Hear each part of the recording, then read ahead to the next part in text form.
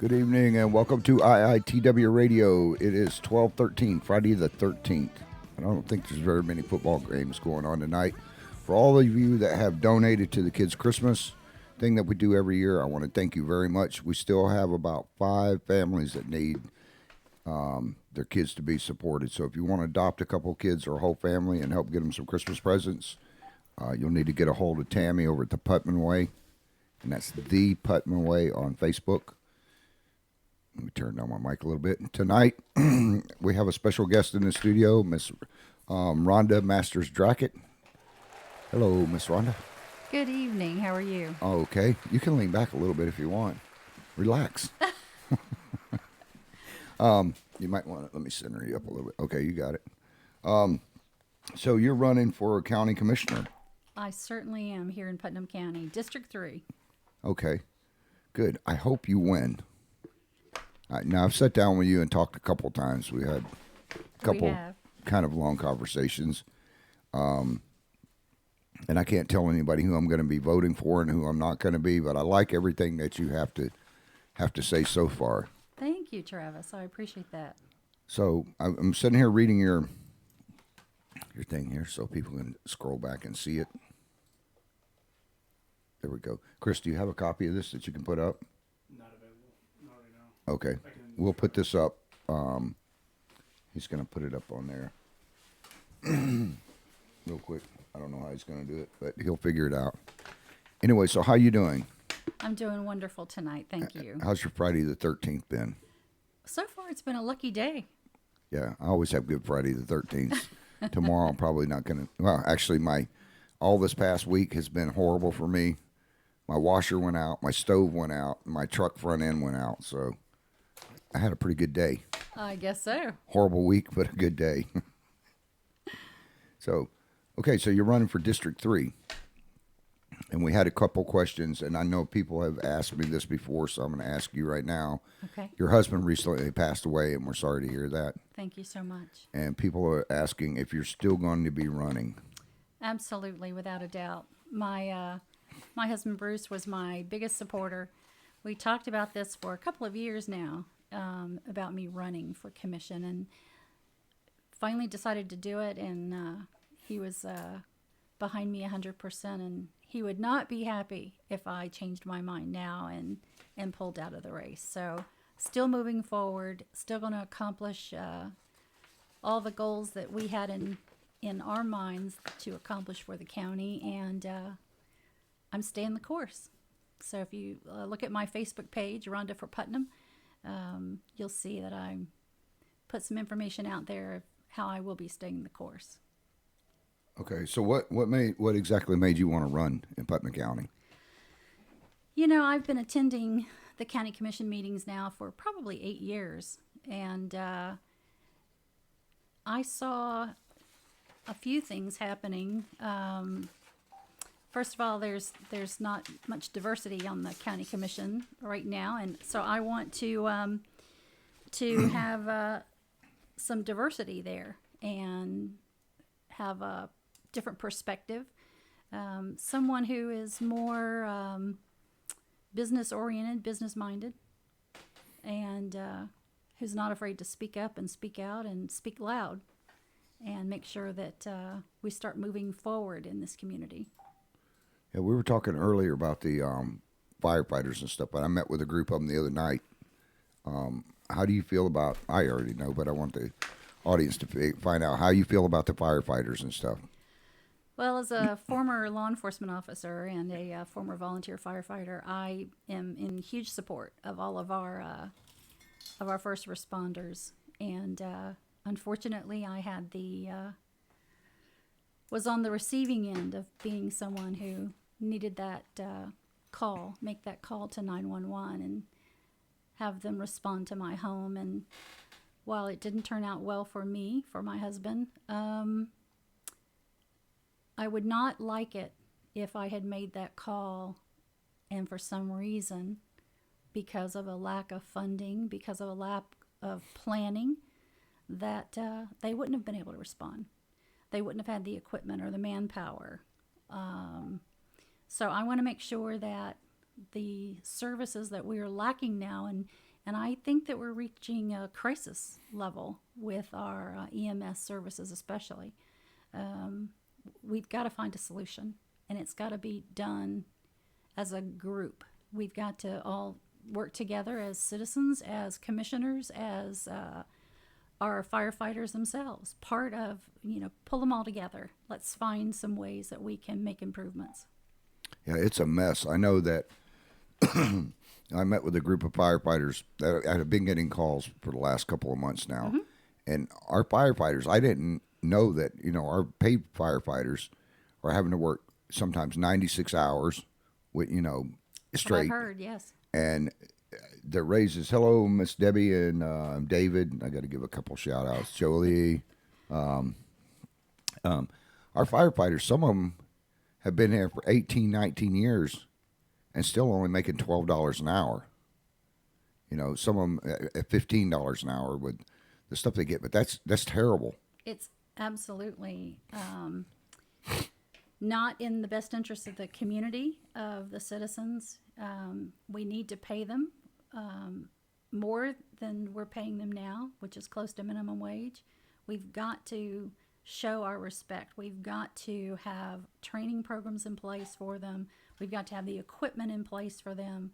And we've got to make sure that they're valued by the community and by the administration. Otherwise, they're going to turn around and just leave us. And in the case that we have now is we have a lot of openings. We're not even getting applicants to come in to fill the current openings. So we've got to figure out what's wrong, and we've got to get it fixed. And it starts with having an open communication with the firefighters themselves. What do they need? How can we help them? How can we support them? Yeah, because it's a mess right now. I've got a meeting coming up this week, so I'm not going to talk a whole lot about it tonight because I want to get both sides. I've got to get right. Chief Quinn's side of it because I've already got the firefighter side of it. But what I've seen with the firefighters and going out to the different fires and stuff, it's the same guys over and over and over again. I can go there at 6 o'clock in the morning or 6 o'clock at night, 3 o'clock in the morning, and it's the same guys. It just seems to me that they're overworked. And then digging into it, there's openings that have been there. They've got the funding, but the openings haven't been filled. And I just, I don't understand it. Are you going to go and, are you going to help push this thing to get our firefighters, more benefits and more pay? And we've got, I know it takes a bunch, all you guys together. It takes a lot, but let me just tell you that being someone who is in public service, a first responder, is, a lot of times it's not about the pay. The pay is great, but a lot of it has to do with, do I have the right equipment? Do I have the support? Do I have the respect? Am I being heard? So there's a lot more, because you've got the heart of a servant, and you've got the heart of someone who wants to be there saving lives, whether you got paid or not. So I think when you talk to those guys and gals that are working in the field, they're going to tell you that they need more than just more pay. And so I hope to meet with more of them. I've met with some of them already. I'm going to be touring around the county and talking to the different the staff in the different offices of the different stations, and then hopefully come up with a list. What do they need? What do they want? How can I help? Well, you're exactly right. That was one of their least concerns, was their pay. To me, that would be the major concern. But to them, it's about recognition, about management, about, just the way the thing has just been ran. Mm-hmm, and it's not something that just started with this administration. This has been going on for years and years and years. Right. What's wrong in Putnam County hasn't happened in the last year or 2 years or 10 years. It's been decades of no vision, no strategic plan, no attention to details and what we need in the future. And so I'm hoping to bring some of the business skills that I have to the county commission, and we can put some of these things in place. Yeah, and I'm going to tell you guys and gals something right now, and I probably shouldn't say this because I'll get in trouble with some of the county commissioners, but you know me, I don't give a crap. Out of everybody that I invited, I've been doing the Fort Gates thing, trying to push this Fort Gates thing and get that, the ferry open that's been there for 239 years. Out of all the people, and I understand a few people already had designated stuff. Jeff Rawls was going to be there, but he was already designated to do things. All the other county commissioners and people in the county, not just the county commissioners, knew that we were having a golf tournament, but you were the only one that showed up. So I want to thank you for that with the golfers, because that whole thing got kind of crazy for a while. It was cold. It was rainy. It was very cold. Those people had a good time, though. They did. It was an amazing group, and they had a lot of fun. But yeah, I love history. That's one of my hobbies, and I'm a boater. So I absolutely wanted to see that piece of our history here in Putnam County saved.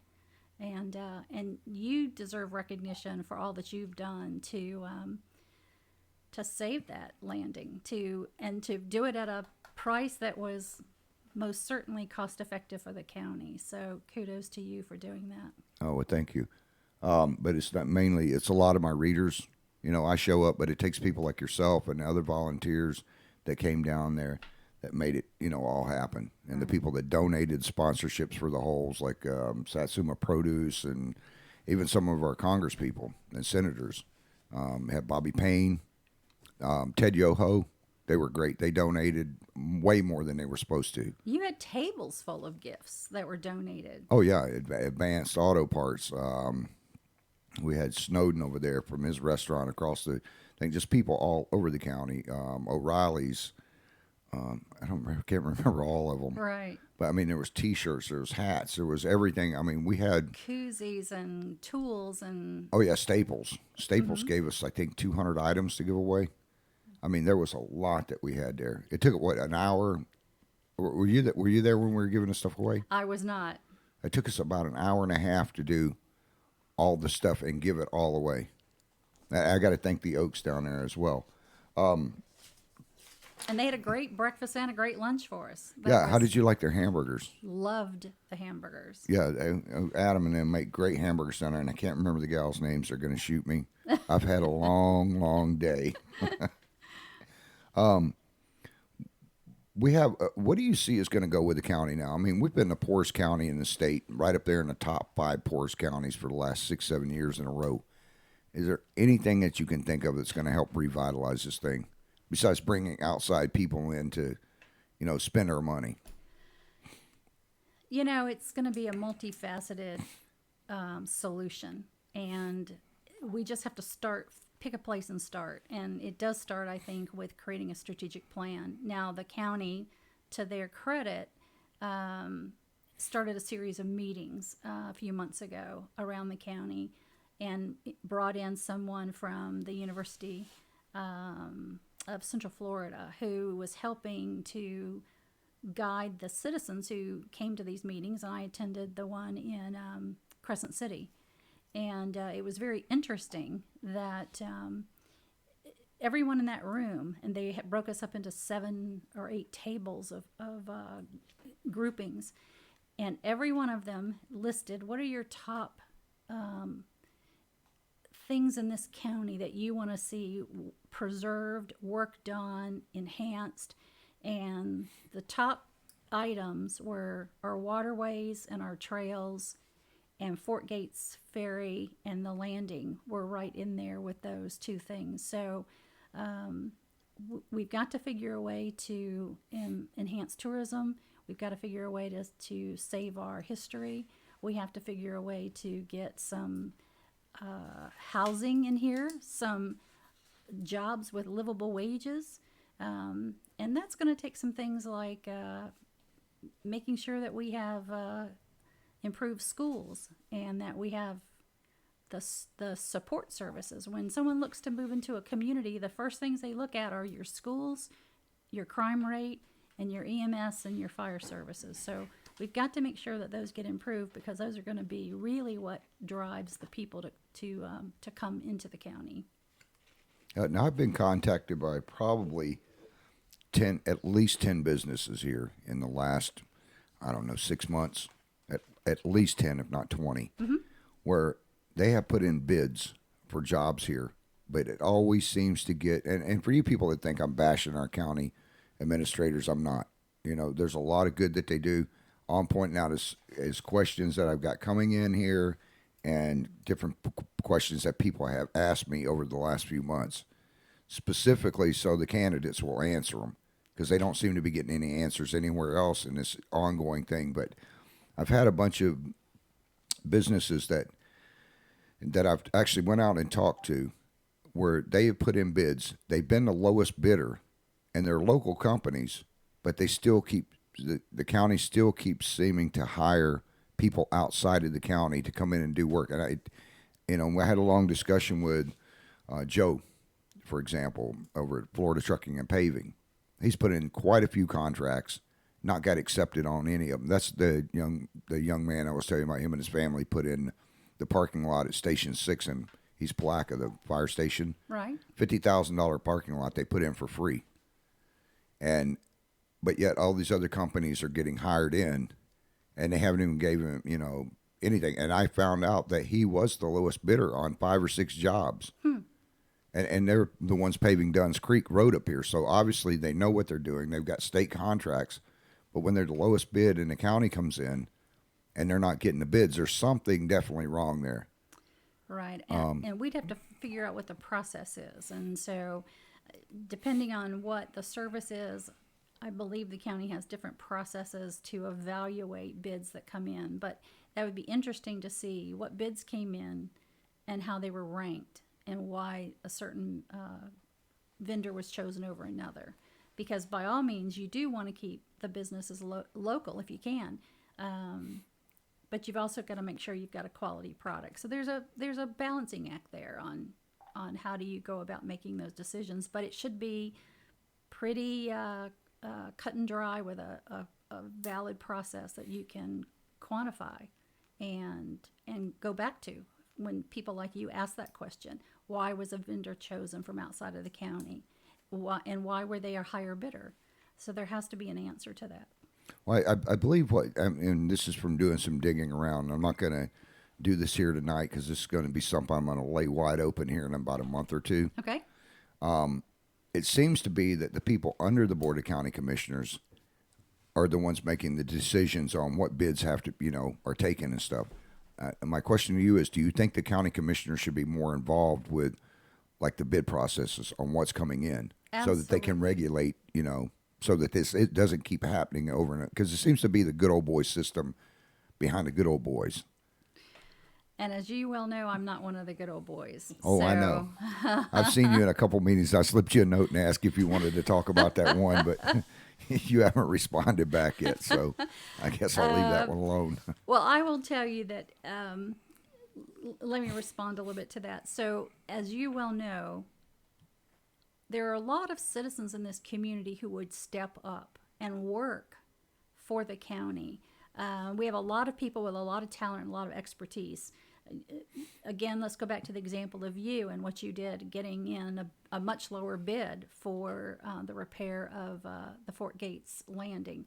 It's a huge difference between $40,000 and $400,000. So I'm happy that the county went with the lower bid and is working with you on that. But we have others, and I've been at meetings where we've had other citizens who've said, don't pay to outsource this particular thing. That's my expertise. I'd be glad to do it for free.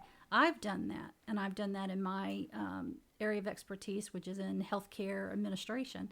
And I stepped in and told the county I would help volunteer to review bids when they went out a few years back for the bid process for the health insurance, because it's so costly and because there was a lot of room for improvement and where we could save money. And I bumped into the good old boys doing that. And so I was not asked to come back and help. And that sort of was the impetus for me to decide to move forward and to run for county commission. And if anyone wants to, we can put up a link to the page, the YouTube, where I was before the county commission, and I talked about my run-in with the good old boys. Yeah, now I'm not going to mention any names, but from what I saw in the video, here's what happened. You came in, offered your services to the county to help them out, just like I did with Fort Gates Ferry. Correct. And then once you did that, and you're sitting there trying to do, as a concerned citizen like myself, you're not there making any money. You're not sitting up behind the podium getting paid Correct. and then getting a pension for the rest of your life. You're out there as a concerned citizen, and you come in and you say, I want to get involved with this. Hey, look, this is my expertise. I'm here to help you guys out. After you did that, one of the good old boys that is involved with the county and they have contracts with the county. I'm not sure if they still do, but I believe they do. This gentleman, or I'm not even going to call him a gentleman. I'm not trying to get it cleaned up here a little bit because you're a good Christian woman and I know that. This butt wipe went and, I had plenty of other words I could call him here. Trust me. Ask my readers, listeners that used to listen to me on Friday nights. But when there's a lady involved, I try to be a gentleman. Thank you, But Travis. this guy is not a gentleman. He calls up the company. Now, is that company you did work for or you're associated with? I had a client in another state who was the president of a large brokerage organization, and I was developing a product for them to market, an insurance product for them to market statewide in the state of Missouri. And he actually called to my client, and my client sent me the voicemail that he left and said, I'm not sure who this guy is or what he wants, but obviously he's up to no good, so I'm not going to return his call. I just wanted you to know. So I was pretty irate, and I did go before the county commission to say, I don't need your vendors interfering in my business when I'm just trying to be a good citizen and help the county save money. Do you remember what date that was on so we can have people go back and watch it? I'll have to go back. It was... I know I've watched it. Yeah, I'll send you the link, Travis. I think it was in May of 2017. So, but I'll send you a link to it. Yeah, because I saw you stand there in front of the Board of County Commissioners and tell them what was going on, and they said they would look into it. Anything ever happened past that? No. No, and the guy's still there? Yes. Oh, man, I should put his name. You know what? When you're not on the air one night, I'm going to put his name up. I've got a group of little old ladies over there. They call themselves the Badass Group. Okay. And they're like 80 and 90. I'm not kidding you. They have walking canes. They told me anytime I need them to beat the hell out of somebody, they'll show up and do it. And these little old ladies scare me to death. So, and you ladies know who you are listening because I see some of your names up there. Miss Debbie is one of them. She'll go beat them up for you. I don't condone that, but I'm not gonna.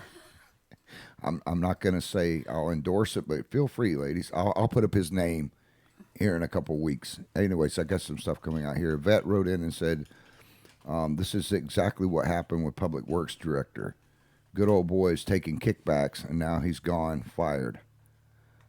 Vet, I'm still working on that. I'm not gonna say anything about it right now because I don't want to give any false information. I'm pretty sure I know what's going on with it. And I know what she's talking about because I've had several, quite a few people write in that had watched one of the live county feeds. And the county commissioners, I don't know if you were there, was it 2 weeks ago, when they bought in a list, Public Works bought in a list of contracts. Yes. That all of a sudden they just terminated them. And Commissioner Rawls asked Commissioner Turner, why are we terminating these? He asked the guy, Mike Nimitz over there, Right. and Julianne, what is this all about? And they were saying, well, they were just ending the contracts. When I looked on the list, there was one for Fort Gates Ferry. Fort Gates, yes. Item 11. But there was, and they said there was a contract on it, and they were terminating the contract.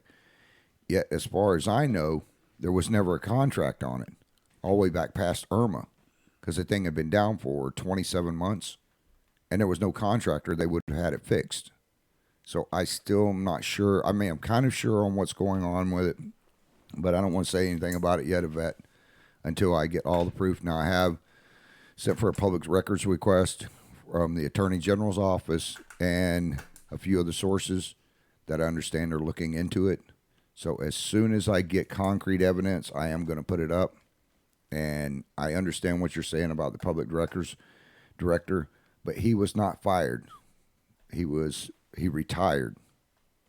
So I'm sure he was like, they let him retire before they fired him. That much I will say. So I don't think we should get into that now because if there's, Right. I know pretty much about it and I'm sure you do too, but without 100% evidence, I'm not, Right. have to remain unbiased and I'm only going to deal in fact. Somebody put, it says L half an O. It says, love Rhonda. That vet said he was forced. Do you know Barbara? I know quite a few Barbaras. Aponte. Oh, yeah. I'm not going to say her name because Barbara I will screw it up. Ponte. Yeah, that's what I thought it was. Barbara is a dear friend of mine. We go to church together. We're going to be in the Christmas parade tomorrow morning in Hastings. Hastings is right outside of our church, and so we'll be there. I'll see you tomorrow, Barbara. Yeah, you want to go ahead and give a plug for that? And what kind of float are you going to be on? Is it a Rhonda Drackett float? No.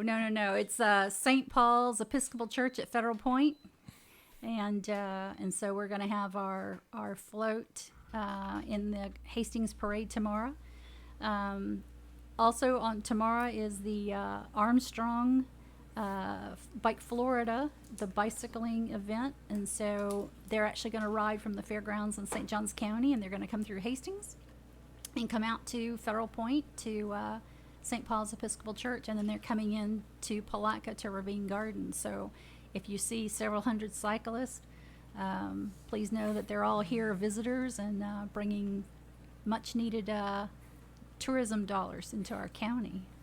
Now, do they have any donations or anything that they're taking for this to back it, or is there something they're trying to sponsor? No, the riders are paying, and they're bringing paying to be in the ride, and the money is going to a donation within the Armstrong community, which is actually in St. Johns County. Are you guys going to be throwing out candy? We are. Come stand on the side of the road, and we'll pelt you with some mints. I am something. not going because I know you. You'll hit me with rock hard candy. Probably follow up with a shotgun after the show. Okay, I already said that he was forced out by a vet. We're not taking any call-ins, by the way, for anybody trying to call in. We're not taking any call-ins tonight because some of you are just plain stupid. Okay, you're dumbasses. Okay, tonight I'm driving through Palatka, trying to get back to the studio. 3 people ran out in front of my Mustang. I almost hit them and killed them. I don't know what's wrong with some of these people in Palatka, but it's not just there either. But some of you are really stupid for the stuff you write in and ask. Do you like chocolate? I mean, who the right? Go watch another show. Sanford and Son, I think, is on, or Fresh Prince of Bel-Air, or something. Go watch something on the kids' shows. This is why pot should not be legalized in this county. Speaking of that, I did have some questions about that somebody had written in about. There's a lot of people on this growery thing for the CDB groweries. And I know that would bring in a lot, and that's one of the questions that I was asked to ask you. What do you feel about the CDB groweries coming to Putnam County? Because that would bring a lot of business in. I'm not going to ask you what you think about, potheads getting high. But as far as the CDB, because I have dealt with that with the cancer patients and stuff. But, I mean, what do you think about that? Because this seems like a good industry to me. And I would agree with you. I think we've got great farmers in our community, and they're looking to diversify. They're looking to get into, and they've got to get into more than just the traditional cabbage and potatoes. And we do have some farmers that are growing other things. And so when it's being used like that with the CDB, and when it's being used for medicinal purposes, and not just cancer patients, but it's been proven to be very effective with people with epilepsy, we need to have that within our medicine chest to be able to have patients have treatment. And I'm a cancer survivor myself, and so I understand that there are some ways out there that will help, and prayer is number one for me And then there's the faith in my physicians and the faith in the medicine that, is available to me. And so as we move forward with different forms of alternative medicines, I think we should take advantage of that in our community where we've got the ability to have the land to grow. So Yeah, we have a lot of land in this county. I mean, a whole lot of land. I mean, that would bring in a lot. I've looked at Colorado and California. I don't have much thought about right now. Don't even ask me about that because I'm trying to keep a clean mouth tonight. Hello, Doug and Tammy.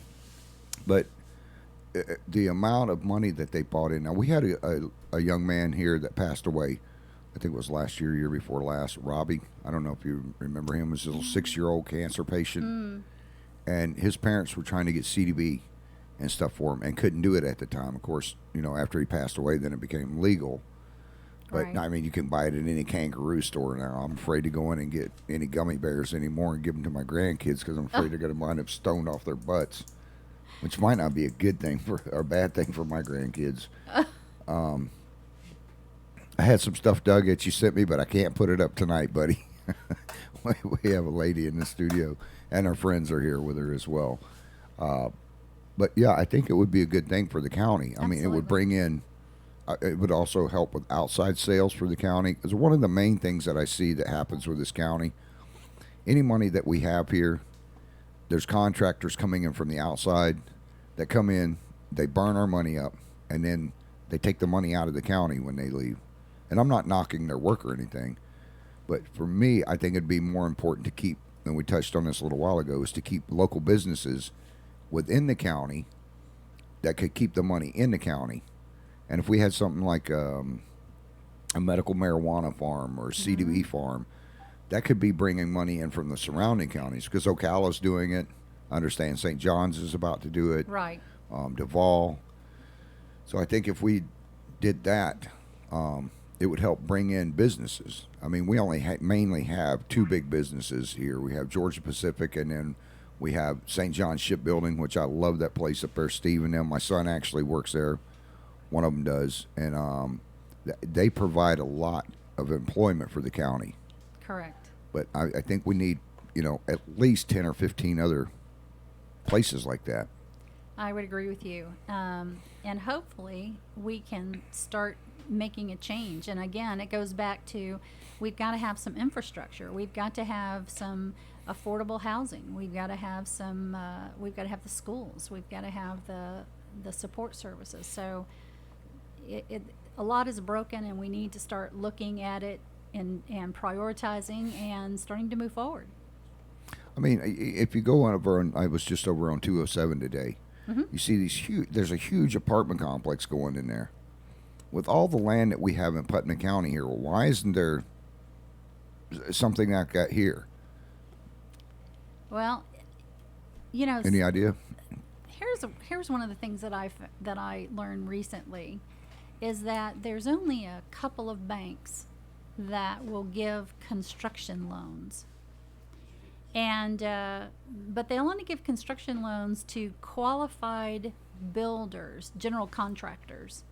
And when I asked the one bank, and I'll tell you who it was Synovus, and I said, so tell me which general contractors in Putnam County have been through your process and are approved by you to build when someone gets a construction loan for you. And they said, none. There's none. And I said, well, are there none because you've turned them all down? And they said, no, there's none because none have applied. So I thought that was a very odd turn of events. Now, I had somebody else write in also that as far as education, for training some of the kids to do some of the things, some of the trades that have seemed to be lost in Putnam County. Because years ago, I remember 20 years ago, Putnam County was thriving. I mean, if you wanted a carpenter, boom, you had 50 of them show up at your door. If you needed a plumber, now it's just a few little people that's here. And the kids, it seems like, that are growing up, I know my kids have done the same thing. Right. As soon as they graduate, first thing they want to do is they're out of the county. My daughter's down in Daytona Beach, working down there now. And, there's very few jobs here unless you want to work at, one of the fast food restaurants or Winn-Dixie employs a lot of people here.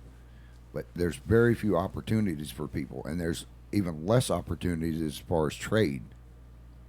Back when I was in high school in the day, voc tech was huge, and there was a lot of kids that went to technical school, and that's just, you're right, we've lost that somehow along the way. And now those very talented men and women who, have gotten to be in their 60s and 70s and are retiring. And we don't have anybody following their footsteps. So we're not going to have those essential services available: a plumber, an electrician, a carpenter. So, we need to make sure that we've got the ability to train students. Not everyone is cut out to go to college. And I assure you, I know a lot of plumbers who make as much money as a doctor does. So we just need to make sure we support all forms of education. In a few more years, I'm going to have the whole plumber's crack thing going up. My stomach don't quit getting bigger. My shirt don't get crawling up. So I'll be a certified plumber. I want to put your resume up. Here, Chris got it all done there. Can you swell up on it a little bit, Chris? Tell us a little bit about this. I mean, we'll start off at the top there first, Chris. Yeah. So I was born and raised in St. Augustine. Wait. Okay. Go ahead. And so I attended school there, graduated from St. Augustine High School. I attended Flagler College. Unfortunately, I did not graduate because I decided to go into law enforcement. It was my passion, and I went to Law Enforcement Academy in St. Johns County and graduated from the academy, and then went into law enforcement until the 1990s. Then I went into healthcare administration. And so I've worked for a number of large companies, Humana being one, Florida Health, as you see on my resume there, for Florida Health LLC. And then after that, I worked for a couple of different hospitals, and then I became self-employed. And so I owned a couple of companies, Community Health Solutions of America being one, and then my current company, Healthcare Consultants. So have a long history now, going on 30 years in the healthcare administration arena. So one of the things that we lack here in Putnam County is some of those essential services for keeping people here, wanting people to move here. Looking down then at my resume, civic, religious, and community services, as I said a few minutes ago, St. Paul's Episcopal Church, where I'm not just a parishioner there, but I've been the church secretary and an outreach leader. And now with my husband's passing, I've taken over his role as a senior warden. So I'm that's the person who is in charge of the business of the church. Yeah, St. Paul's is, I don't mean to cut you off, be rude, but St. Paul's, for you people listening, has been one of the biggest contributing factors to the homeless, people in need in Putnam County. Probably of all the organizations, they've I can't even speak. They've been one of the biggest proponents for helping people out. I know when there's been fires, when they've helped people pay their bills and all kinds of stuff. I didn't know you were part of that. We love helping out. We've done for years. We've provided backpacks the beginning of the school year for homeless children. We have over 200 homeless children in Putnam County, and so we've supplied backpacks filled with school supplies for them at the beginning of the school year. We've contributed to the coats for coat drives for the winter. The Angel Tree. We've done a lot of things here in Putnam County to help there. We've also our church is actually on the St. Johns River. And so we have built a dock there, and we've created which is now a rest stop. We have a pavilion and picnic tables, and it's called Stanton Landing, and it's named after one of our cherished parishioners who passed away a number of years ago. But we're on the Bartram Trail there, and we're a stop on the Bartram Trail, so you can look for us on the Bartram maps. Okay, and I want to put this back up, Chris. Scroll all the way up to the top. Right here is the part I'm interested in. Keep scrolling. There you go. The things that you're running on is keeping taxes low. I want to keep taxes low, but not so low that we can't provide services. So again, there has to be a balance. We need to make sure that we understand what our budgetary needs are and that they're met without artificially raising taxes or inappropriately raising taxes. So let's hope to keep our taxes as low as possible. Invest in our infrastructure and our roads. We've had a lot of work being done recently, as you well know, out here in your neck of the woods. There's been some road work done, but there's road work that needs to be done everywhere. And here in Putnam County, we have over 40 bridges, and as you know, there's the big issue with the Barden Bridge. And we've neglected here to have any sort of a plan for making sure that those bridges continue to work for us. And the Barden Bridge is a good example of that. And so we need to have a plan on how we're going to address these bridges that are more than 50 years old and make sure Yeah, that they get repaired. There's 90 of them, right? Is there 90? I thought 90 there was bridges, or 60, okay. 60 to 90 Yeah, bridges. it was in a Putnam lot County. more than I thought there was. It was a shock to me when I heard the number of bridges we had And I think there's 8 or 9 of them that are in the red, in a red. Yes. which I don't understand how that is if you're, in that section, how you can let it go that long, especially when you're looking at a bridge that's 60 years old, 50 years old, and you've known for years that it's bad, and not to have done anything about it until it has to be completely shut down. That just doesn't seem right. Well, it shouldn't be a surprise to anyone that a bridge doesn't last forever, and the bridges, according to the state, last about 50 years, and so we now know that bridges are being inspected routinely, and absolutely when they start crumbling and decaying, and especially recently when we've had the floods the last few years with the 2 hurricanes back to back, that did a lot of damage.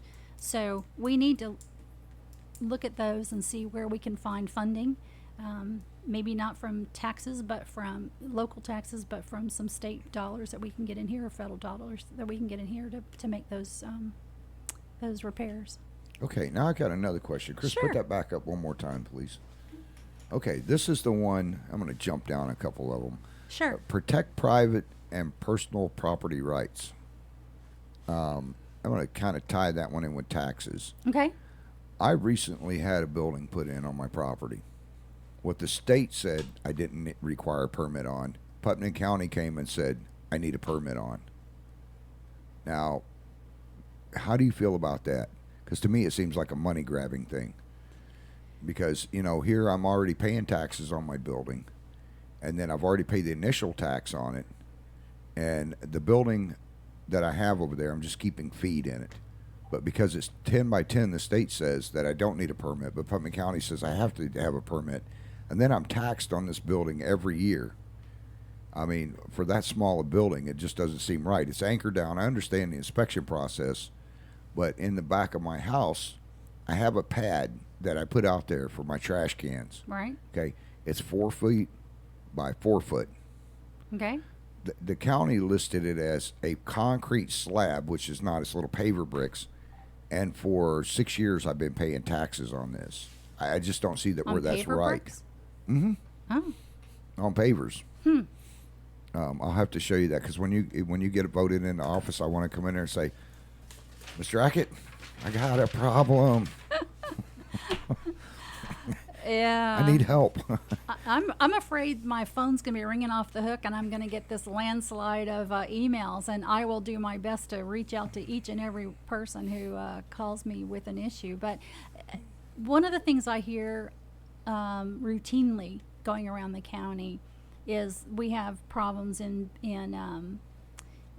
with building and zoning, and so we've got to figure out what the problems are. Again, part of it is, are we up to date? Are we in sync with the state? Like you're saying that we apparently are out of sync for that particular issue. Are we well staffed? So what do we need to do? But some of the things that I'm hearing are lack of education, lack of knowledge,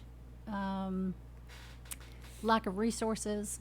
So we need to figure out what's going on there. And because unless we can get that working well for us, we're not going to get people moving in. They're not going to be able to build a home.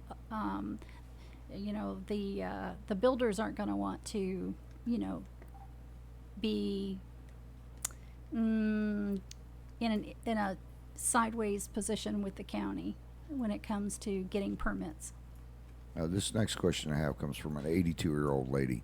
And I know this lady, but tonight she has a potty mouth. I'm not even going to say her name. Jolie says, I have several buildings I have to jump through hoops over. That's one of the things. Hopefully we'll get Ms. Drackett in there and she will straighten out on it. Because Jolie, I know exactly what you're talking about. But one of the questions that came in a few minutes ago was the county. Now I'm going to bleep a lot of this out. This lady's 82 years old, and boy, when she gets on a roll, I think she's one of those with the cane. Ladies with a cane. Yeah. Okay. I don't want to take a chance on it, but she said that the county commissioners, before they get in, they always say they're going to call people, but then they never call back once they get into office, except before the election, and then they seem to call back. If you get elected, will you call people when they call you, or answer their phone calls, or get back with them in a timely manner? Well, of course I will. When it doesn't have to do with elections. Well, let me just tell you what I've learned is years ago, because in my business, it's all customer service oriented.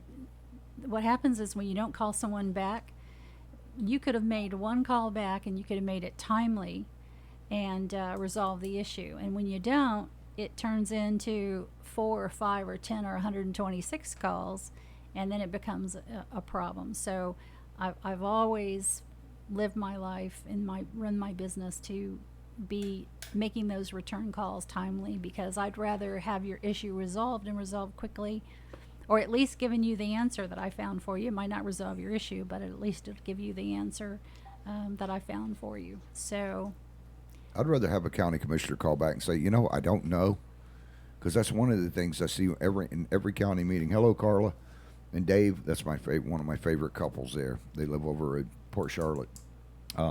I'll ask your question here in a second, Doug. One of the main things is that I would rather somebody tell me they don't know than to call me up. But when you go to the county meetings, it seems like everything in there, and I don't blame the county commissioners for this. I think it's their understaff that doesn't keep them informed. But every time you go in there, it's like, you got the agenda right there, and then questions will get asked. Well, I don't know. We'll have to look into it. Well, right. I don't know. And you've seen the same thing. You've Absolutely been in the meetings have. with Yes. me. I mean, how do you not, as county commissioner, are you going to at least look at the paperwork before you go in there to say, try to find out what's going on? I know there's been 5 or 6 meetings I've seen you there. You probably remember the one where the drainage ditches were cutting through the guy's property. Right. They didn't even know if they did that. They didn't even know they owned the other side of Four Gates Ferry Landing. Right. And it's stuff that's all on the agenda. But I think a lot of it has to do for more, the Department of Road Works or Public Works or whoever it is not telling them what's going on or keeping them informed. Right. Well, I'm a big one for doing my homework. So I'm on the distribution list. So what the county commissioners get, I get as well. And anyone who would like that information ahead of time can call in and ask to be placed on an email listing. And you could get that agenda with all the backup documentation to you through email. And I read that and study it and understand what's going to be on the agenda. And so if there's something else that I want to make sure I'm knowledgeable about, I can dig in a little deeper. Now, doesn't necessarily mean that I know everything that there is about this county. I've only lived here 15 years. I'm a newbie still for most people, but pretty passionate about making sure that my community that I live in runs well and works well and is a great place to live. So don't be surprised if you get an email back from me that says, I don't know, but I'll be sure and look into it. And I'd rather do that and give you a time frame and let you know that I'm going to be looking into it as quickly as possible. I think that's people all they want, Communication. If you just tell them that. Communicate. I'll read this last comment because we've only got 9 minutes left. Okay. I got a couple other questions. Doug says, property taxes are extortion. People can never really own their property or homes as long as the government forces us to pay for the privilege of land ownership. He says, I'm not against taxes and the services provided by the government, such as police, fire, EMS, road maintenance, etc. We need a different method of tax collections that won't make people homeless. No. And there are different methods of collecting fees, and there's several of those, and we can look into them. It's just a matter of what would be appropriate. So we talked earlier tonight about the fire services, and there is a fee that can be charged to property owners that would go just to those services. That's not property tax. But that's very controversial, and some people are for it, some people aren't. And we'd have to dig into the details of that and see what would help. The problem in Putnam County is that we have so many property owners that are exempt from paying tax. So, and that's through a state law. That's not local. So that's part of the problem. Yeah, it says, Doug put, please post the phone numbers to be placed on the email list for agendas. Okay, I don't know if we can get that up tonight, Doug, or not, because we've only got 8 minutes left. One of the things that I've seen, Ms. Drackett, is that the fishing tournaments, we have a lot of fishing tournaments that come here. Yes, we do. But a lot of the money, and I've seen this from when we've been in county meetings, and you've been sitting across the room, I'm over on the other side, they're handing out money like it's candy canes at Christmas. And they're letting these companies come in. A few months ago, they had Bass Masters come in. I love Bass Masters. I love, the fact that we're getting businesses to come here. But then they're sitting there paying out all this money. They're paying for their insurance. I mean, they're paying for everything. These people get to bring their own beer in and then sell their beer. And here's another case of where money coming, leaving the county, people coming in, our money going back out of the county and not staying here. But they were allowed to sell their own beer. No, none of our residents got to be involved and sell stuff. And I think that these companies, we're the bass capital of the stinking world here. These people are going to fish here. If they don't, get out. But I think they should be charged a boat ramp fee, or at least be charged something. It's not like that organization is hurting for any money. They could buy and sell Putnam County in the sneeze. Right. But why are we having all these companies come in and do these fishing tournaments, and we're footing the bill for it and letting them bring in their own stuff, and we're paying their insurance, we're paying everything for them to wine and dine them for 50 to 100 people? And I had this conversation with a couple of people from the Chamber of Commerce recently to say, I applaud the people of the Chamber for, bringing in the bass tournaments, but we're in essence putting all of our eggs in one basket. Why aren't we equally supporting other forms of outdoor recreation? Since that's our slogan, we're outdoor friendly. So why aren't we equally supporting the bicycle rallies? I can tell you that Bike Florida a couple of years ago was in St. Johns County. They had close to 2,000 cyclists who came from all over the world, and they camped out at the campground at St. Johns County. They came to St. Paul's, to our church. So I had 900 of them that we did an ice cream social for. But let's get those people in. Let's get in let's get in the paddlers, the hikers, let's find other forms of tourism.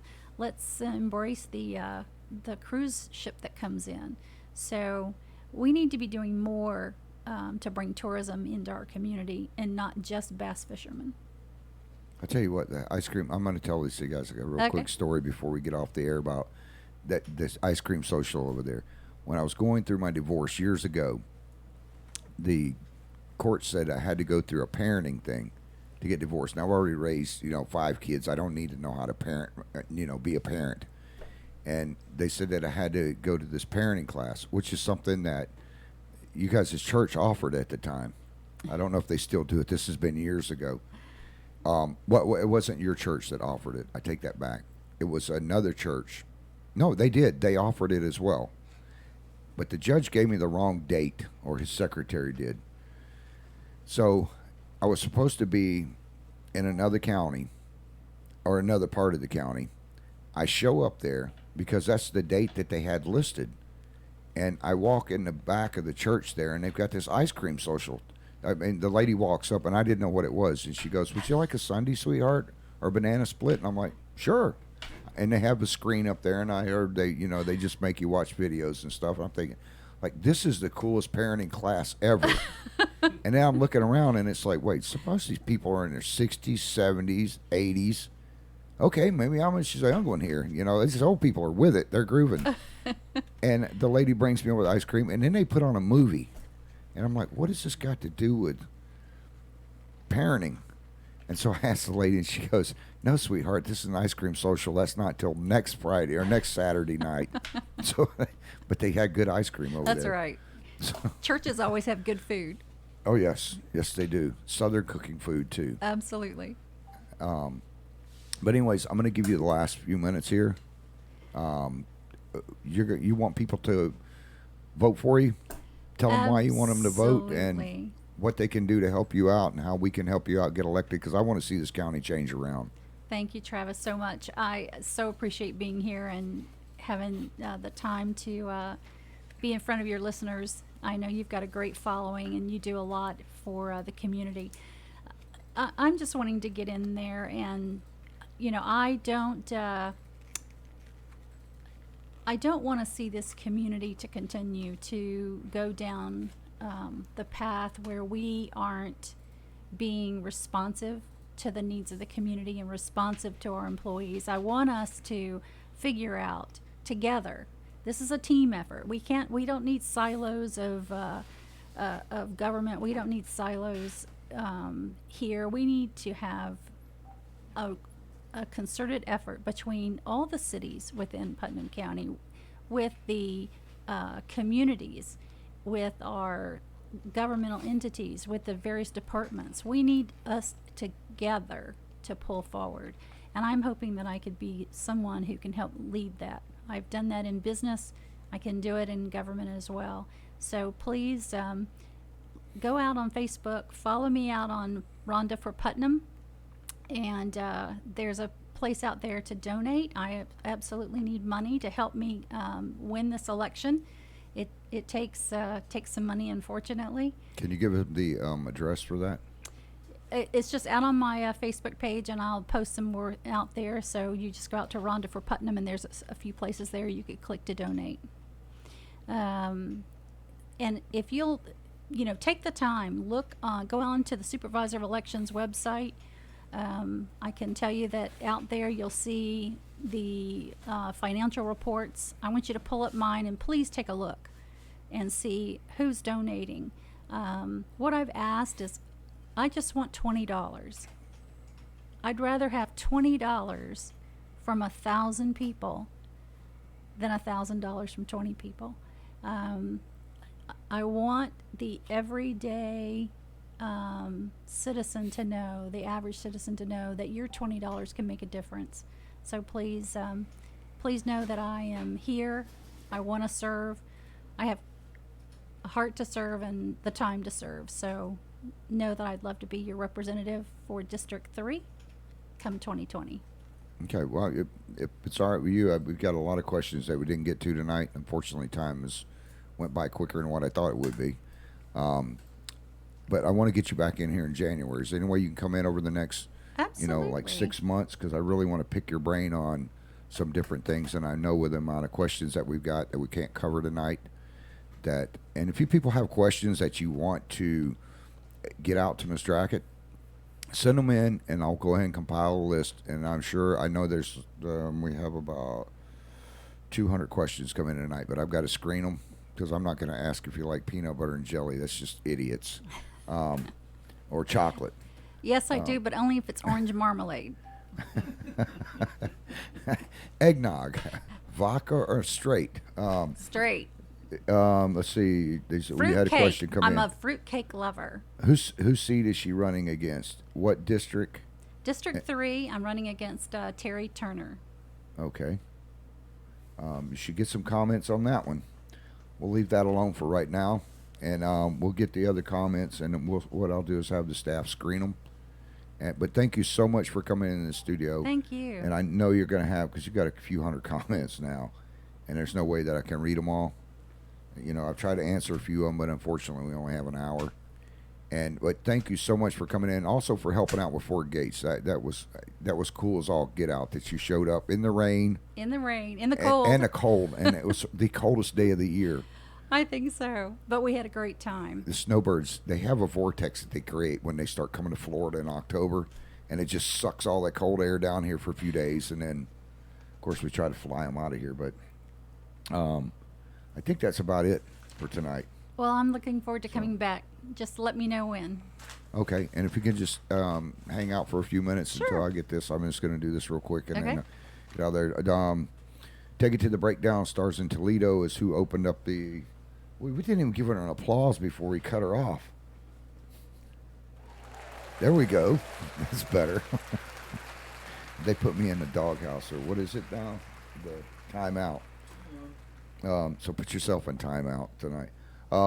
Take it to the breakdown. That was Stars in Toledo opened up the show. Snuggling with My Demons, Kurt Fort Myers closing out tonight.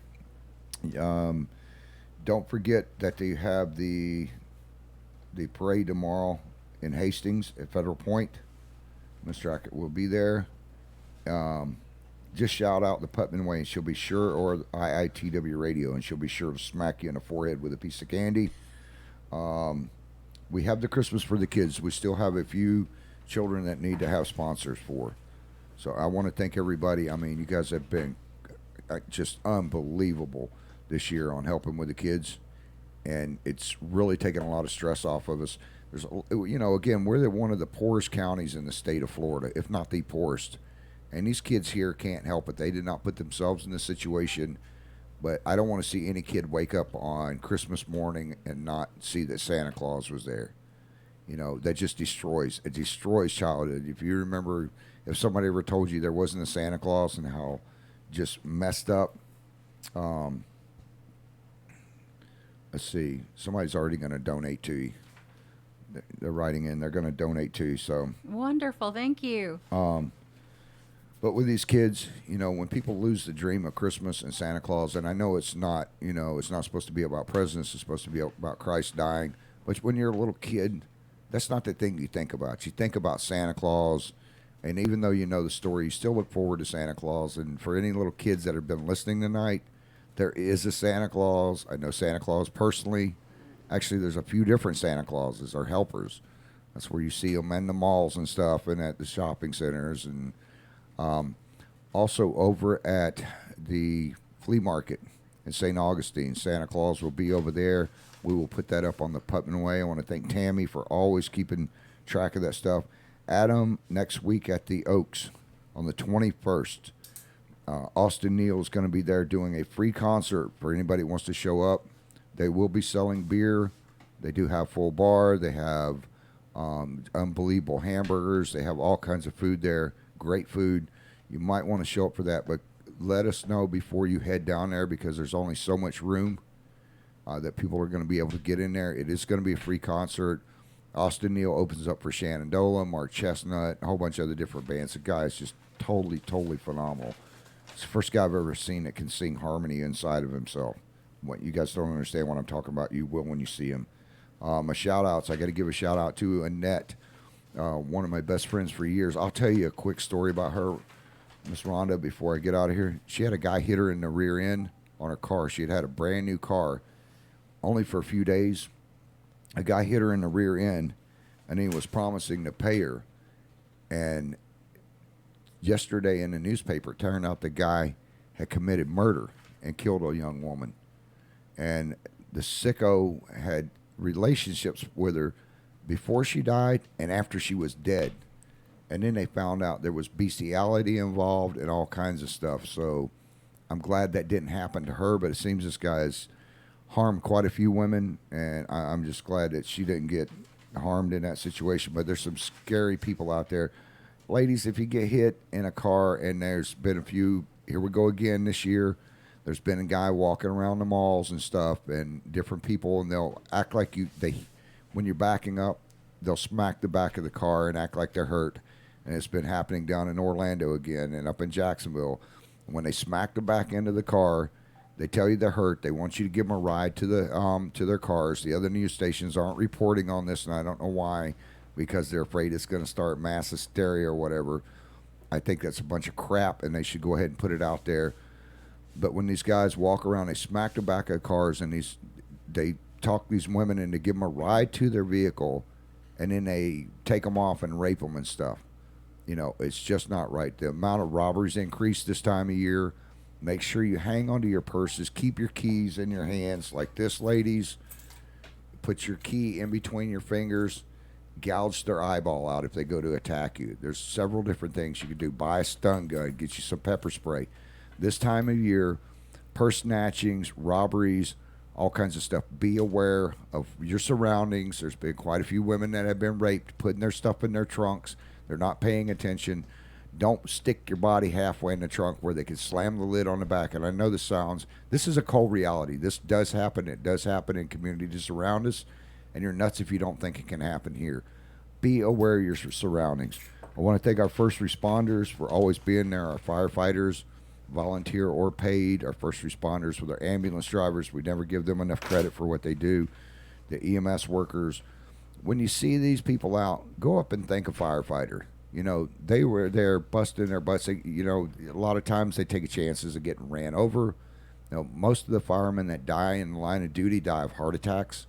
But make sure you stop and thank a firefighter. If you see a cop out there, walk up and do not tell your kids, oh, if you misbehave, I'm going to have them arrest you. All you do is instill fear into that child's mind. Tell them, go over and take them over and let the officer turn on their siren for them. You know, let them show you the inside of their cop car. Let them show you their pistol, their uniform. You know, their canine dogs. Don't get around those little kids. They scare me crap out of me. But, you know, don't instill fear in your kids' lives. Have them go up and thank them. And especially if you see a veteran. If you see an old man walking around with a hat that says he served in Vietnam, walk up and thank that man for his service. If you see a young guy in his fatigues at Walmart or at any of the local stores and he's home on leave, walk up and thank him for his service. After all, if it wasn't for them, we wouldn't have this right now. It's the Constitution. And if you guys want a copy of this, write in and tell me that we'll go out in the mail. The mail is running slow right now, so it takes about a week or two, especially if I'm mailing them in county. But I will send you a copy. Send it over to IITW Radio and tell me you want a copy of the Constitution. It's a pocket Constitution. Get to know it, learn it, love it, read it. That's what we live for. That's why we have these United States of America. All right. With that being said, I'm out. Good night, and we'll see you back here next week.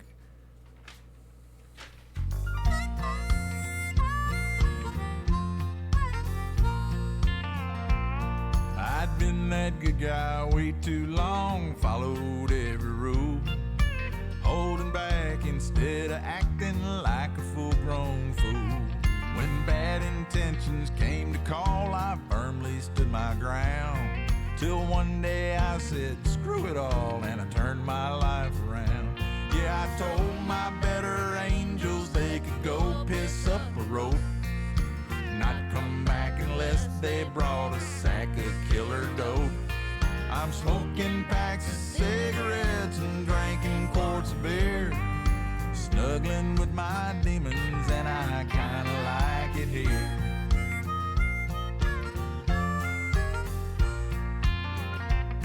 Now everything that's bad for me becomes my comfort food, and from time to time I take a pill to elevate my mood. I'm coveting my neighbor's ass and things that I can't have. I bathe myself in misery like it's medicated salve. Since I told my better angels they could go piss up a rope, not come back unless they brought a sack of killer dope.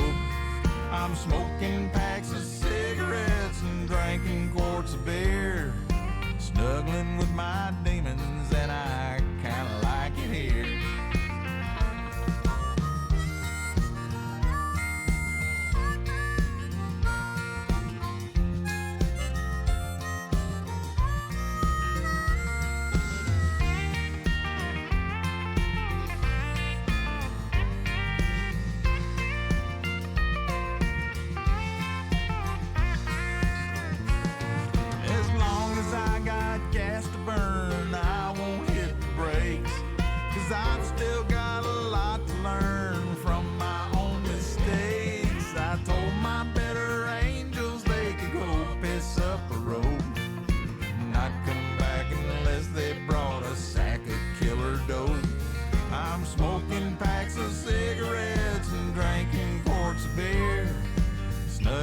my demons, and I kinda like it here.